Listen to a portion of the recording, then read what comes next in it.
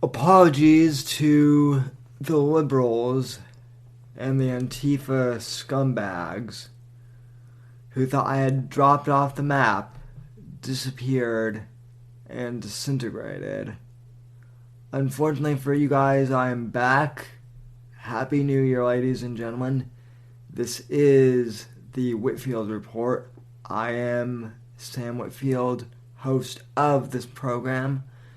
And without further ado, let's get this new year started, ladies and gentlemen. Our website is thesamwhitfield.com, where you can find my show notes, my blog, links to all of my social media outlets, and so much more. I just got a new design, a new template, which kind of reformatted the site. I think it looks much better in terms of readability, and it just looks sleek and awesome. So we have a new website. It's a new year, ladies and gentlemen, and I want to thank you for joining me. First off, I'd like to take the first few minutes of the program to address last year, 2017. I stopped doing the podcast sort of abruptly last year, and I apologize to my fans who were regular listeners of the podcast. Long story short, the reason why I had to stop doing the podcast was because back in September or so, we had a big hurricane here in Florida, which shut everything down for a few weeks. My college campus was closed down. Fortunately, no one was hurt in Hurricane Irma, at least no one that I knew. My property was okay, I was okay, everything was fine. But because of the hurricane, I had to catch up a lot on school and all of that jazz. All of my college courses. Well, everyone did, not just me. And by the time I got caught up with everything school-related because of the hurricane, it was pretty much time for final exams. And because of those two things, I was not able to do anything real related to the podcast or politics for a while. And I'm sorry I wasn't there to provide more content for you at the end of last year. But it is what it is. It's a new year. Happy 2018. And we're going to be providing lots more content here at the Whitfield Report for you in 2018, and I know we have a few new audience members, so thank you for tuning in, and happy to have you aboard for this new year. My first guest for this year is Mark Grigoriev.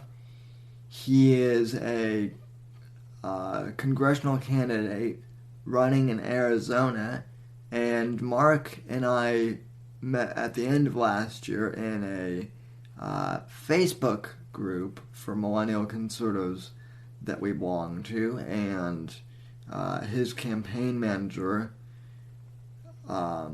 Katie Webb, also happens to now be a board member of American Watchmen, which is the publication that I run in conjunction with this podcast. I'll be having her on in a few weeks to talk about herself and her background. But I wanted to invite Mark onto the podcast to discuss his campaign in Arizona. And even though this is a national show, I believe that focusing on state and local candidates is just as effective for spreading conservatism, especially in the millennial generation. So Mark is our guest this week, And without further ado, I'm going to cue my interview up for him. Enjoy, folks.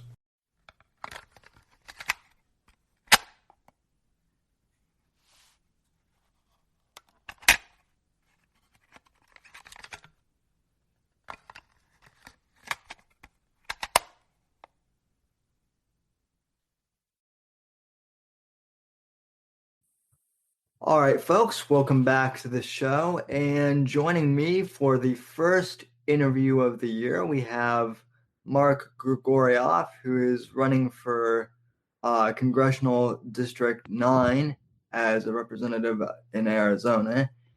And Mark has a very interesting background. He's been in the military, and I actually met Mark a few months ago, back in December, in a Google Hangout group that we belong to. And through a friend of ours, we decided to have him on the show, and it's all worked out. So, Mark, thank you for joining me.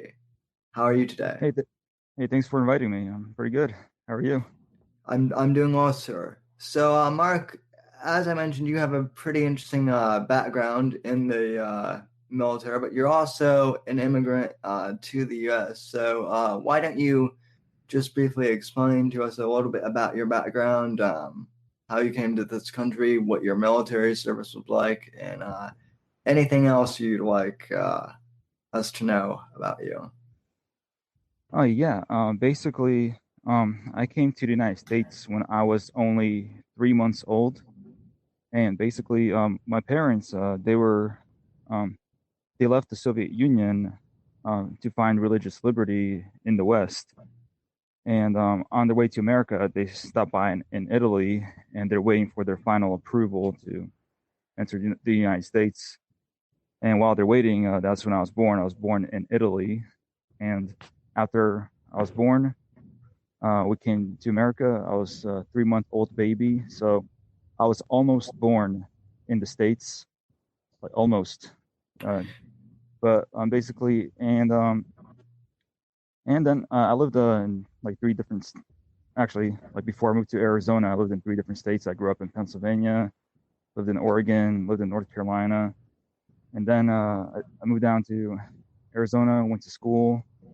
I joined the National Guard, did 3 years in the National Guard, and after that, I just um, basically just like lived life as a regular American, just a working class citizen who just is enjoying, who basically is grateful to be in America than anywhere else. And I've been to Europe. That's where I met my wife, and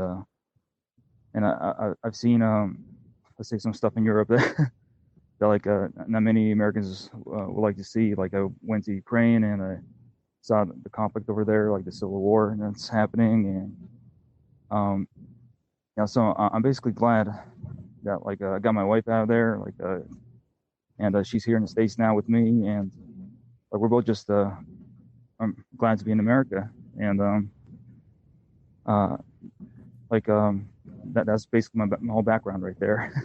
So, I'm just a regular working class American who is also an immigrant, and of course I speak three different languages. So that's another thing you'd like to know about me.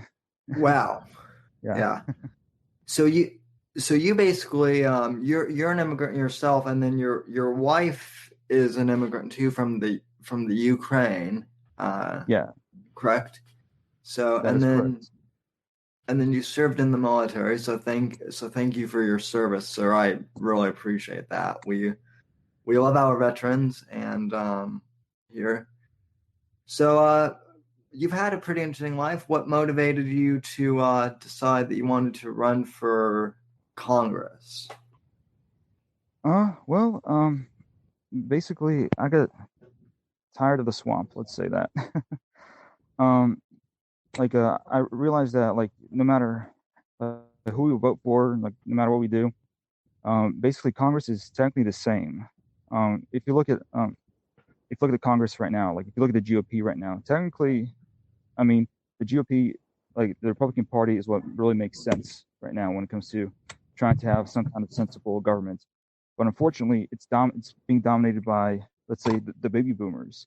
Now, I'm not against all baby boomers. There are some baby boomers who I would vote for 20 times, right?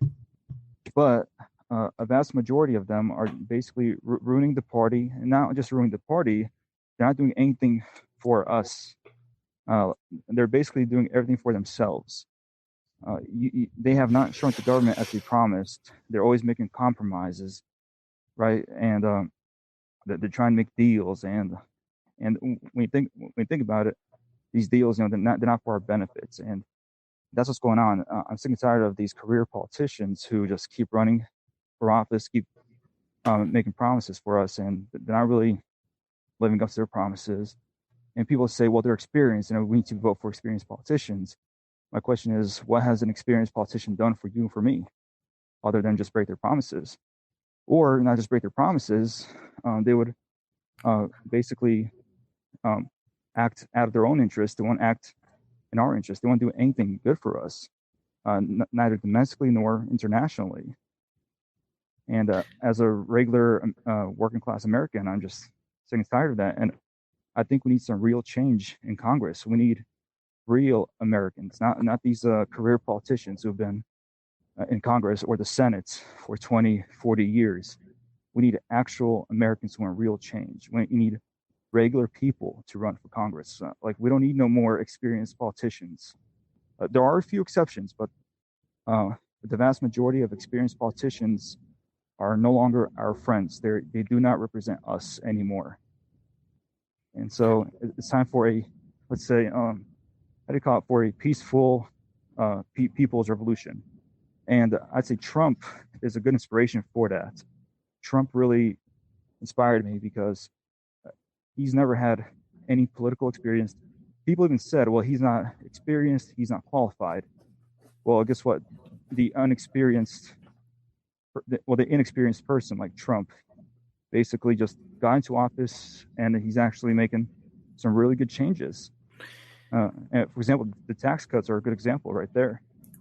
Yeah, indeed the tax cuts are. I just read yesterday actually that Apple is bringing back $38 billion of their revenue back to the U.S. And that's just for taxes alone that they're going to be giving to the government. It was reduced at 15%, and because of that, they've been able to add bonuses and finally give their employees bonuses. I've also heard that. I've also heard that Apple is also adding more jobs too.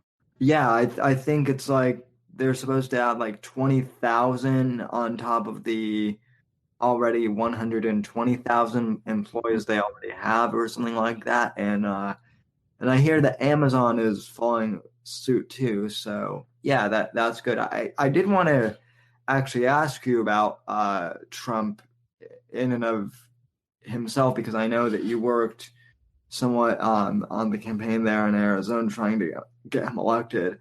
Um, do you feel that Trump's election has opened the gates for more ordinary Americans to pursue political office now?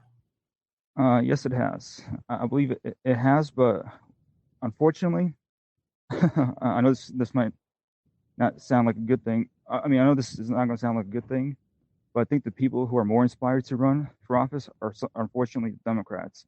Right, Because right, yeah. if you look at what happened in 2017, and by the end of 2017, I believe it was 19 or 20 states where they voted for city office, state office, and I think like a few congressional seats as well, and just regular folks who got elected. And I believe the governor of Virginia or something like that, or I forgot which election it was. I think it was Virginia, where they had like some young Democrats win, and or like then there's some other states where you had young people. It was not just regular people; it was young people. And the I give credit to Democrats though, is that like they don't immediately start saying, "Well, you're too young, you're inexperienced, you shouldn't run." they encourage their young people to actually go for office. Um, Right. and I understand why. Like now they're all running for the wrong reasons. They're running in opposition to Trump, but I give them credit for actually realizing, hey, they could actually run for office. Unfortunately, with us, with our party, the GOP, unfortunately, we got too many people who are like, what's your experience and what's your background? Who do you think you are? How dare you even run? Right? Like, well, why don't you start small? Why don't you start like as a city councilman or something else? And we have this like again we have this baby boomer generation uh, trying to suppress uh, the true working class, not just working class Americans, just any regular person from running. And so it has inspired people to run, but I think it inspired the Democrats more than it has the Republicans. And again, like again, Democrats they're running for the wrong reasons, but like in a certain extent, like it has inspired more people to run, regular people to start running. And on the Republican side, we got, I'm pretty sure in other states there are some regular folks who are starting to run for some kind of political office. And I believe in Louisiana, I forgot her name, but in Louisiana, there's a millennial. She's running for some kind of a state office as well. So, yeah, I believe Donald Trump has pushed this inspiration for regular people and experienced people to just get up there and try to run, try to make a change. Yeah. And indeed. Well, I know you're running for Congress in Arizona, and I'm in Florida, and this is a national podcast. But even so, I wanted to ask you a few questions because I'm originally from Colorado, which is right next door to Arizona. And I believe it was Governor Jan Brewer at the time once came and spoke at a convention I was in Colorado, and this was probably about like 5 or 6 years ago now, back in 2012. But one of the big issues in Arizona um, that I know of is obviously immigration.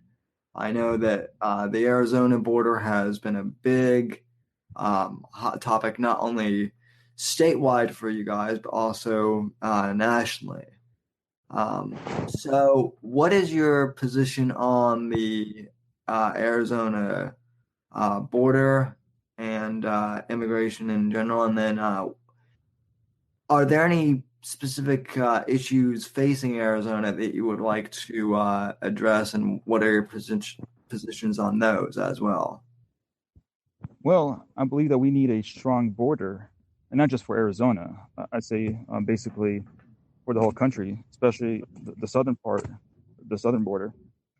And I believe that like we should, uh, I believe that we should, put more, our instead of wasting money, let's say on stuff like on, for example, instead of giving money to Pakistan, why not just put that money into the border? And I got no problem with the wall, to be honest. I mean, like I would actually support building the wall. Again, not just in Arizona, but across the entire southern border, because we have to defend our values. Like, for example, and again, I'm an immigrant, and I'm not against immigration myself, and I believe that we need true immigration reform, but simultaneously, people need to come here legally. People need to do it the right way because people need to get vetted because we need to make sure who's who. Like, for example, that recent video on Facebook that's been trending recently, where they had an illegal immigrant who has been deported twice, and he came back again, and then he murdered two police officers, and he said that he'll do it again and all that stuff. These are, and again, he's one of many. This guy, he's one of many illegals that come here. Now, this does not mean all illegals are like that, but again, like had the person been vetted, maybe it could have been prevented. Or if we had a strong border, it wouldn't have happened. And I believe that border wall would actually be a good way to kind of slow down the illegal immigration. simultaneously, I believe that we need to return our National Guard to the southern border. Because when I was in the Guard, actually, we did have a program where certain National Guard units would work with simultaneously with the Border Patrol. Like Border Patrol will be doing their own thing, and the National Guard units will be doing their own thing. Like they'll report stuff to the Border Patrol, what they see, and all that stuff. And I actually, when I was in the Guard, I tried to fill out an application to join those guys down there on the border. But then a month later, Obama got rid of that program, and so like basically we had no more. So we have no more National Guard in the southern part of our border, and that's another thing I would support. I would support bringing that back. And so simultaneously, we need more people, and we also need a wall. And again, if you can't get here legally, then you shouldn't come at all. Because again, we don't like if you're not able, if you're not willing to pass a background check, if you're not willing to follow our laws, then sorry, you're a criminal. And I believe that because it's not because what's really interesting, it amazes me how so many people here believe that supporting open borders is a good thing. Because a lot of the illegals, when they're coming here, they're not coming here to study the Constitution. They're not here to study our values.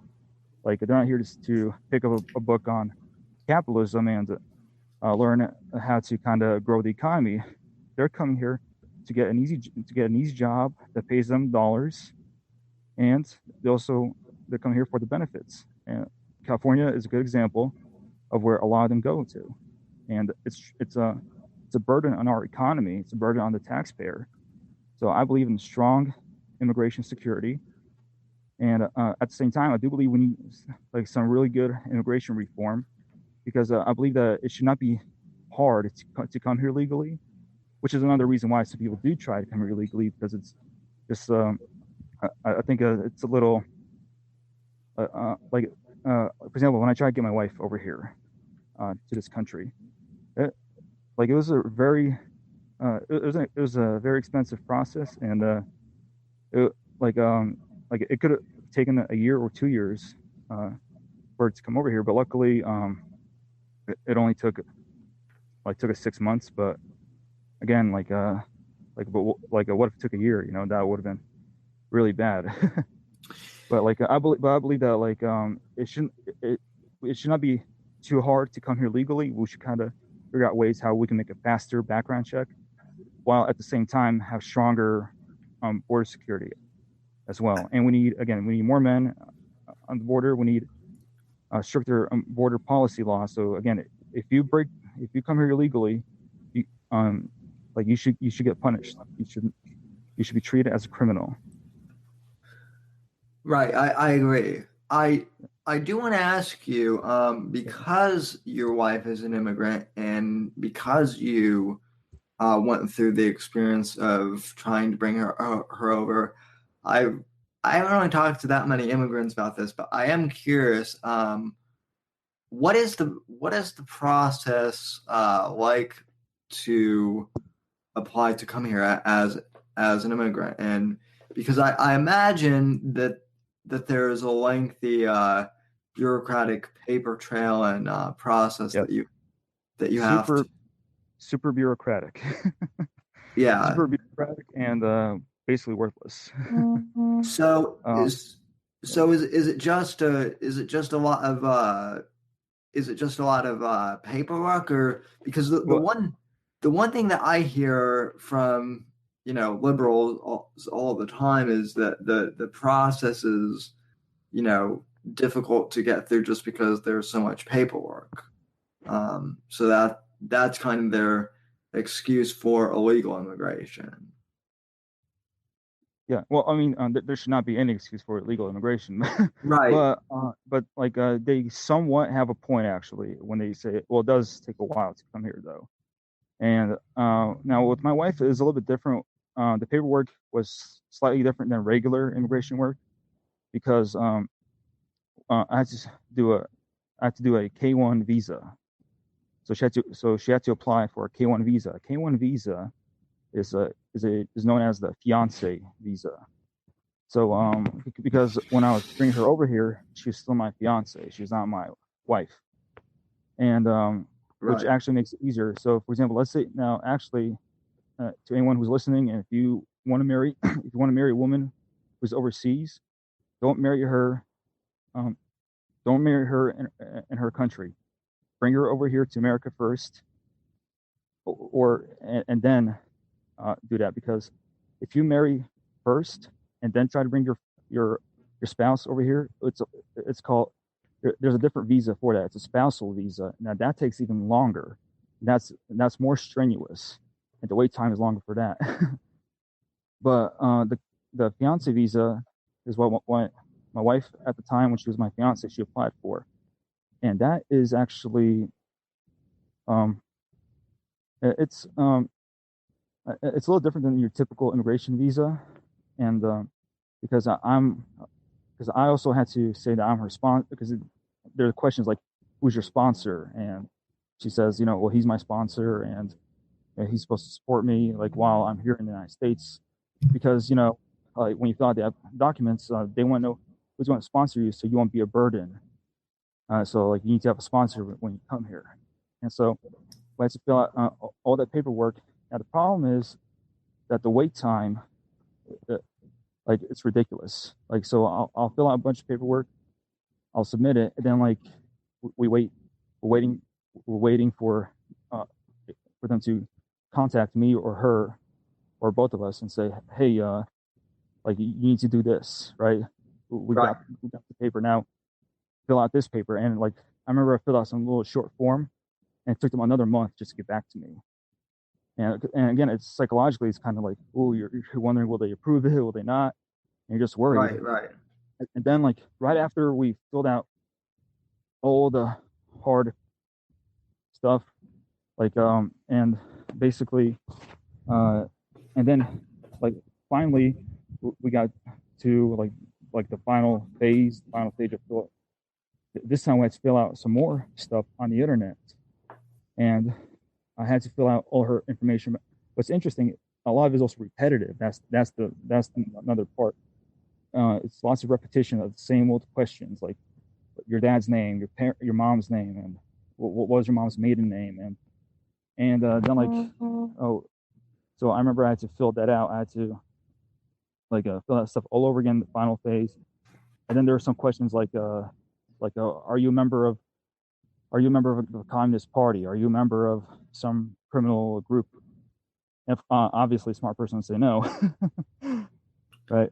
But Right. like, and then like, but then like, but if you are, or if you were, can you list the name of the group? All that stuff, and it just becomes really strenuous. And like, so liberals do have somewhat of a point when they say that is uh, super hard to come here.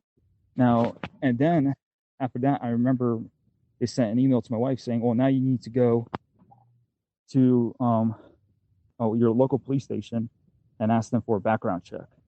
And then she needs to get the background check from them, and then she had to submit all the info uh, uh, back to our government workers who are doing our paperwork. And again, it's just a lots of back and forth, lots of paperwork. And I was thinking they could have saved time if they only just requested a background check information. That is it. Like basically, like personally, I think it should just be like at least 5 pages. Like one is about what's your background, your history, and then you need some information about your criminal background. That's it. But unfortunately, like the government needs a lot of personal questions, and it gets repetitive, and it's just really boring. And it's just a complete waste of time. But and after you submit all that stuff, after you wasted all your time trying like to work through that stuff, they tell you, okay, well, it could take about a year, or it could take about 2 years.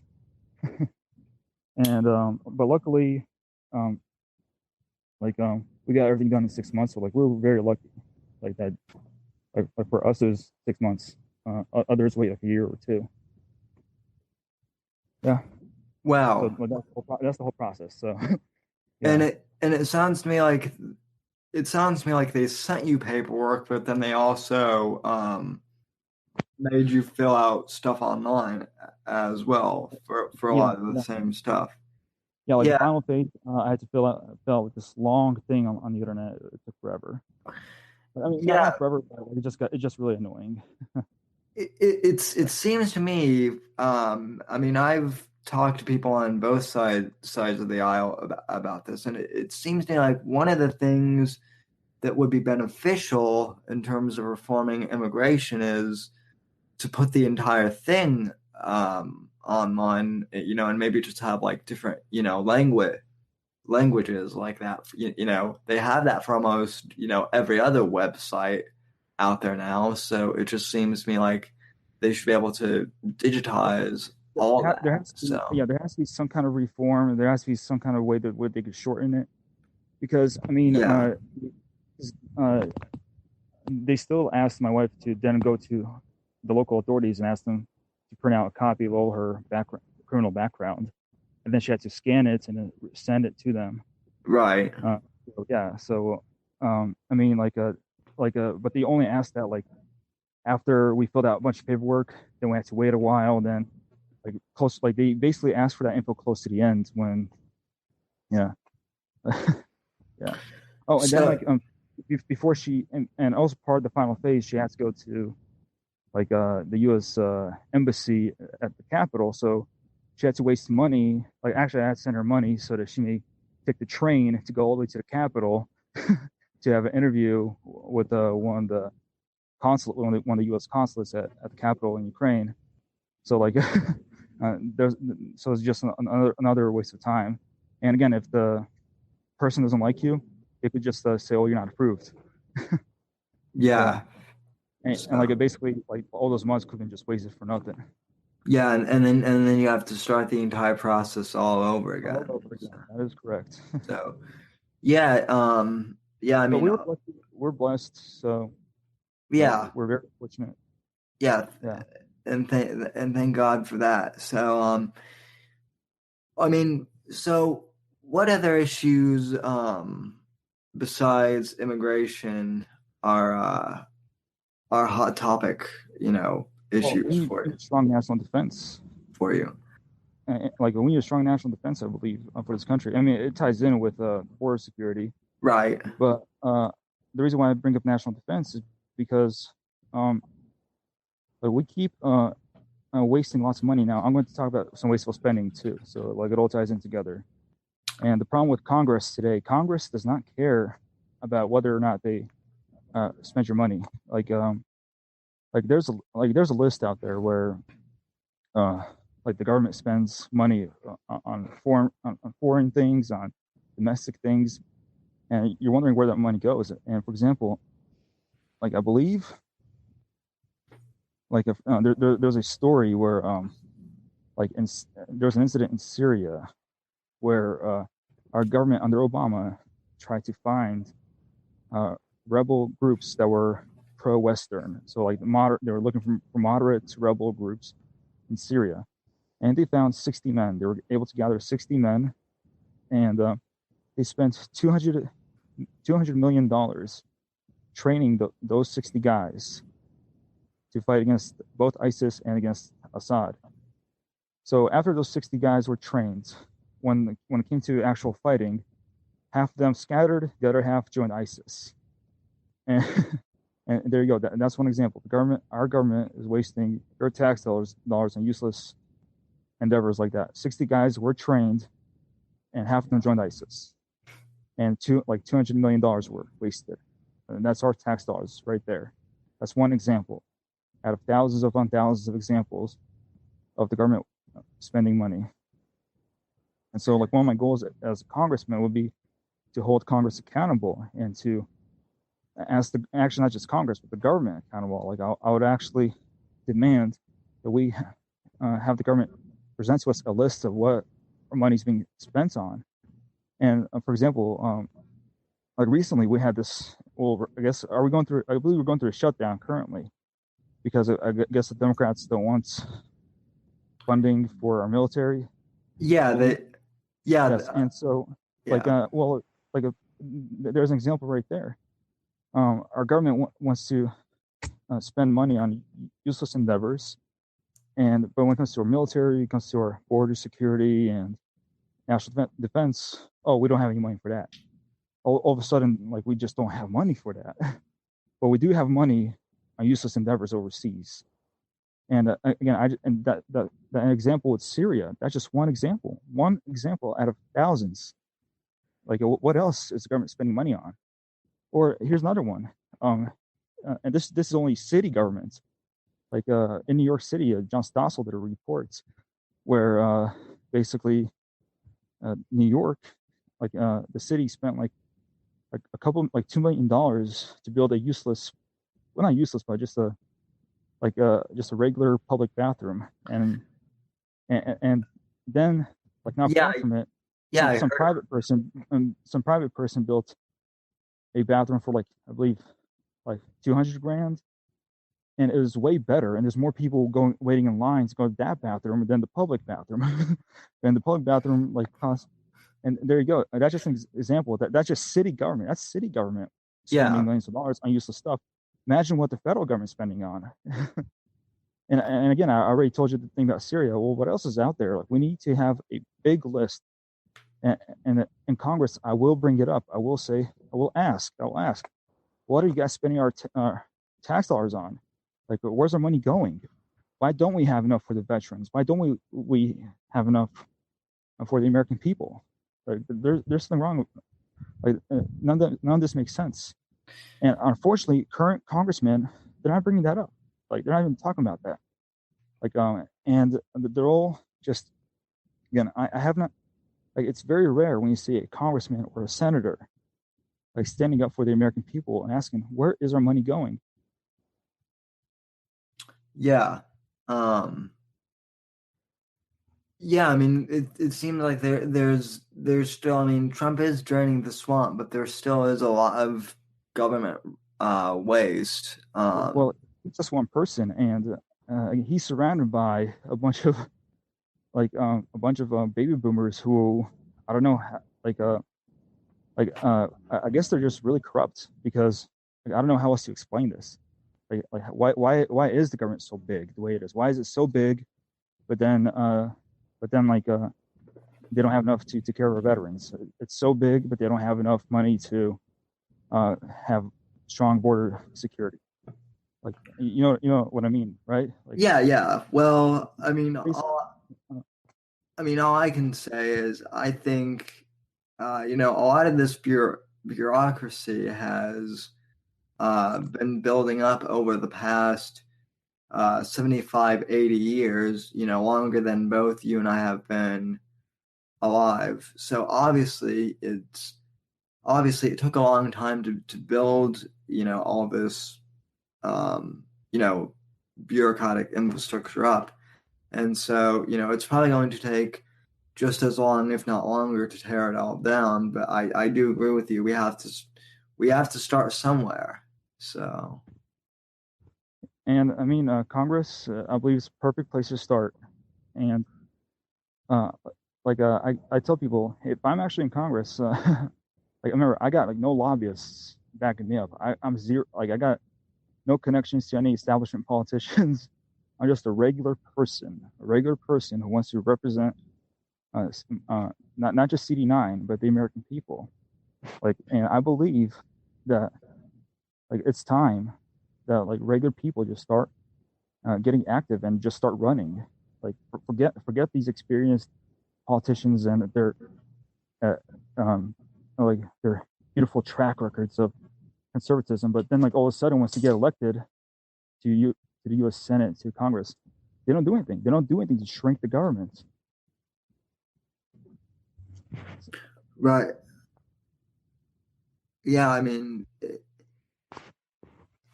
the bureaucracy is just really shameful. So Yeah. I agree. And it's not just regular people that need to start running. It's millennials. And like I spoke to the College Republicans United at ASU last week. Actually, not last week, a couple days ago. And like I told them, look, guys, you guys are millennials too. Start running for office. You know, look it up. Like city government, state government, whatever you want to run for. if you fit the age requirement, go for it.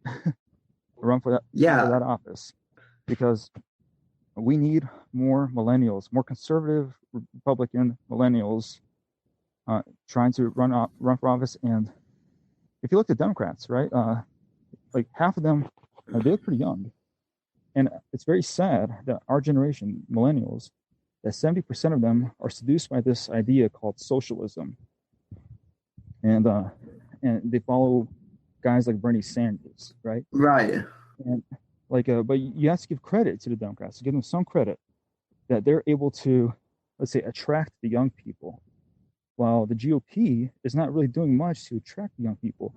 We have good voices. We have good, strong, logical voices, uh, who are young, but unfortunately, they're not running for office. right. And like, so like I'm thinking, well, then I'll just run. Like, I'll actually uh, do it. I'll be a conservative millennial who's actually going to stand up and try to go against the system. Hey, might as well, and hopefully your actions will inspire others to, run themselves. So I really, I really hope it happens. I would love to see more millennials get on board and start fighting for our country, because remember, these baby boomers who are currently in office, they'll get their social security checks, they'll get their money. Like, us millennials, I don't know, but we millennials, like, we're going to be responsible for our kids, and not just for our kids, for our grandchildren's future as well. right. Well, and it's, And and I mean, it's interesting, because millennials, we're already starting to. I mean, I have a few friends who, I just turned 23, but I already have friends, who have kids already, and so that's yeah. I mean, all of that is starting. So yeah, you're absolutely right. We do need to secure not only our future, but the future of our kids as well. So. Um, there's another thing that we need to focus on. I say is foreign policy. Again, the baby boomers, honestly, the ones who are currently sitting in the Senate and the Congress, it doesn't matter if they're Republican or Democrat. They actually don't know what's going on overseas. They really don't. I mean, like, even if they do, like, even if some of them go overseas, like John McCain, they'll be hanging out with the wrong group of people. Like, they'll say, "Oh, these are the good guys," and here I am, here they are posing, taking pictures with the supposed good guys. Turns out those good guys are bad guys. right, And again, no apologies from John McCain. Like, when people said, "Oh, hey, John McCain, those guys, they're Al Qaeda. Those are bad guys. Those are our enemies. Why are you taking pictures with them?" Like, you're right, no apologies from him. And because he doesn't believe that he's wrong. He doesn't believe those are bad guys. And it's not just him, but there are other politicians, ones who do go overseas. Again, they'll support the wrong side. And I believe that there's more to it than like them being wrong. I think, like, I don't want to get into it too much, but basically, when it comes to foreign policy, uh, we're so close to World War III, and we need people. Like, I say, it would actually help us if we had, let's say, maybe a few French immigrants, a few German immigrants in Congress and the Senate, and maybe, because, for example, the congressmen and senators currently, they don't know a lot of the mentality of people overseas. They don't know how people overseas think. They don't know why a certain country would act a certain way. They don't understand that. And it would be nice to have a few politicians in Congress where they're not so ignorant of what's going on, where you could actually have some voice of reason in there. And that's another thing. Like, as an immigrant, I actually understand the mentality of at least 15 different nationalities. And because my parents are from the Soviet Union, well, like, it wasn't just Russia and Ukraine and Belarus. There's a bunch of other countries that were involved as well. And after the Soviet Union broke apart, um, like, basically, some countries decided to be allies with the United States. Some countries decided to be allies with Russia, and and a lot of the senators and Congress people, they don't know this type of history. They don't take the time to study the history of certain countries, of certain religions or cultures. They don't understand that, and That is why we're always so close to World War III, like because there's something that our government does that just kind of angers a different country, and then we're thinking, what's going on? And again, we need some voice of reason in Congress and in the Senate. Right. Right, yeah, and it seems to me like you're going to be one of those voices, if not the sole voice, for the time being. So, Well, I um, mean, like if I am elected, like I will try my best to be on that voice of reason. I really appreciate what you're doing. So, Mark, where can we find you online, and where can people go to support your campaign? Yes, basically, if they would like to support my campaign, they may go to my website, mark4arizona.com. And And folks, that's the number four, I believe, in Mark four. yes, the Yeah. number four. So when they say Mark for Arizona, it's just number four, mark4arizona.com. And the website, will have a link um, where they could donate um, and basically like support the campaign from there. And if anyone lives in Arizona, CD9, they could sign the online petition. There's also a link to that as well. So if anyone who's listening, they live in Arizona, you could sign the petition online as well. Yeah, we do have a few listeners in Arizona actually. So our affiliates over there should sign that petition out as well. So and folks, you can also follow Mark on Twitter at Mark for Arizona. And do you have a Facebook page for your campaign as well? Yes, my Facebook page is Mark for Congress, and then I also have a group called Mark for Congress as well. And Uh, so you can find the page, you can find the group on Facebook. Alrighty. Well, that sounds good, Mark. I want to thank you for coming on the program, and folks, we'll have all that information about Mark linked on our websites in the show notes portion of the website. So, Mark, thank you for coming on the program, and I really appreciate your time. Good All right. luck.